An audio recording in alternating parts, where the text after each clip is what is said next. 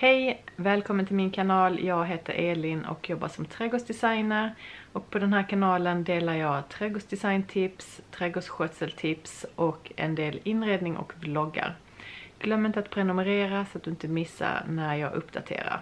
I den här videon tänkte jag att jag skulle tipsa om mina favoriter när det kommer till prydnadsträd. Träd är ju en viktig del i trädgården eftersom de skapar skugga och de ger struktur och tak.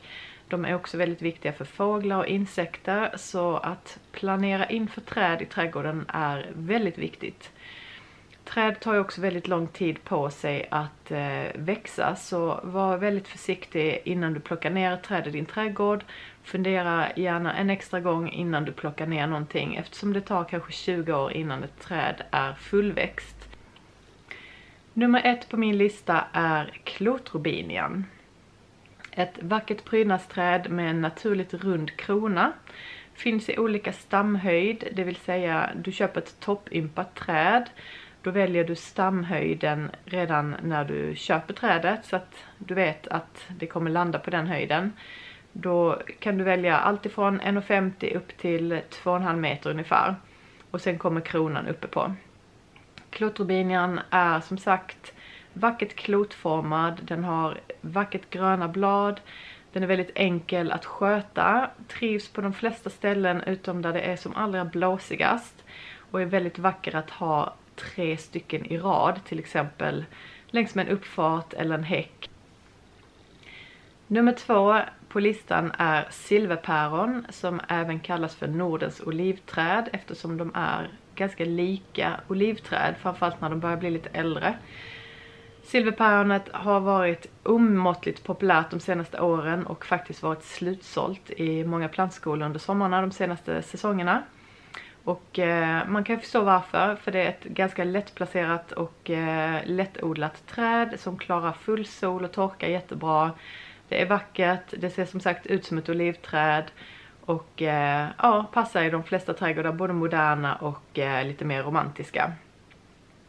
Silverpäronet är extra vackert att underplantera med till exempel lavendel eller steppsalvia för att skapa en riktig medelhavskänsla på en innergård eller i en plantering.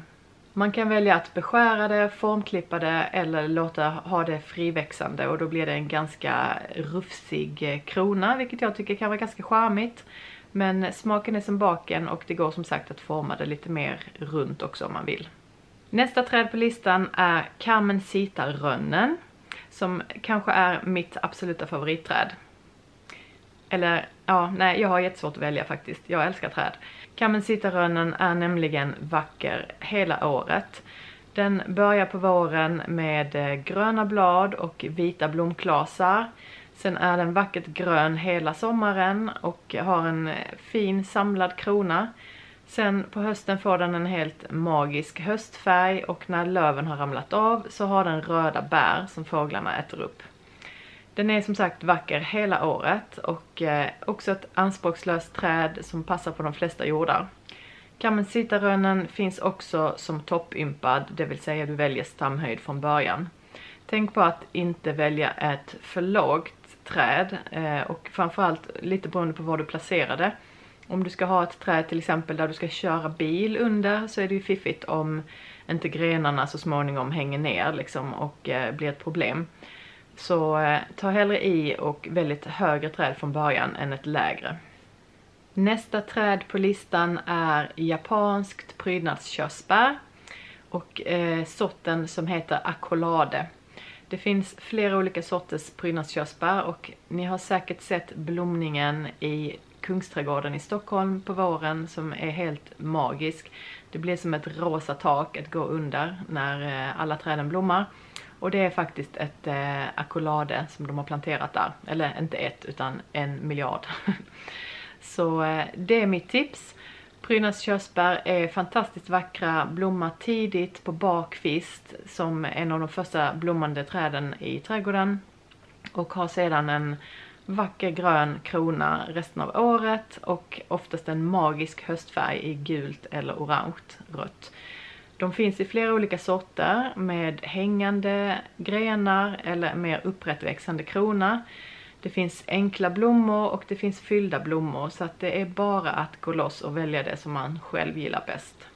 Nästa träd på listan är en katalpa som är lite lik klotrobinian skulle jag säga i sitt utseende, fast med väldigt mycket större blad. Klotrobinians blad är sitter i par, medan katalpan har stora hjärtformade blad.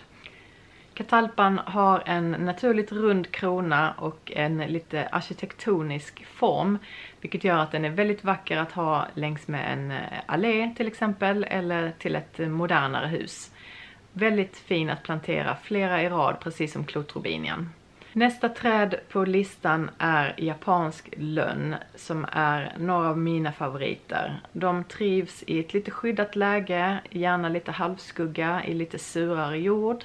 De tycker inte om att stå i blåsigt läge, för då kan deras blad torka ut och bli lite fula. Men de är fantastiska i en skuggrabatt. Det finns japanska lönnar i de flesta storlekar, från en halv meter till fullstora träd, men de växer väldigt långsamt. De finns också i flera olika färger, allt ifrån gul och orangebladiga till ljust gröna och ner till mörkt vinröda. För de lite jobbigare lägena där det är mycket vind, kanske nära havet med mycket salt i luften, så är en klotnavellönn ett jättebra val. Ett tåligt litet träd som också finns toppympat, det vill säga du väljer stamhöjden från början. Klotnavellönnen får en ganska bred och platt krona och har en fantastisk fin gul bronsig höstfärg. Nästa ut på listan är glanskörsbäret, och som man hör på namnet så har det en fantastiskt häftig bark som är glansig och flagar av från stammen, vilket gör att den blir väldigt fin även på vinterhalvåret när bladen har ramlat av. Stammen är det största prydnadsvärdet på det här trädet, och som man också kan få som en flerstammig buske, vilket nästan är att föredra för att man vill ju se mycket stam på den här. Glanskörsbäret trivs i full sol och får en vacker gul höstfärg.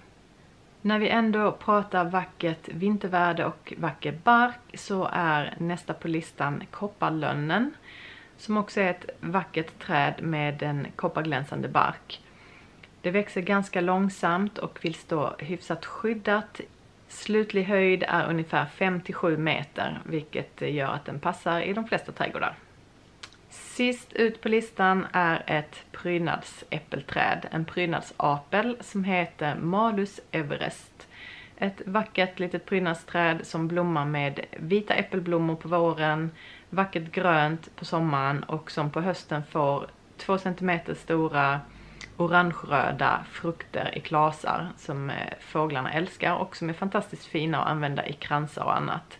Ett medelstort träd som är anspråkslöst och trivs på de flesta jordar. Det var allt jag hade för idag. Glöm inte att gilla och prenumerera på min kanal så att jag kan fortsätta göra videos som tipsar om hur du gör en fantastiskt härlig trädgård. Ha det gott, så ses vi nästa gång jag uppdaterar.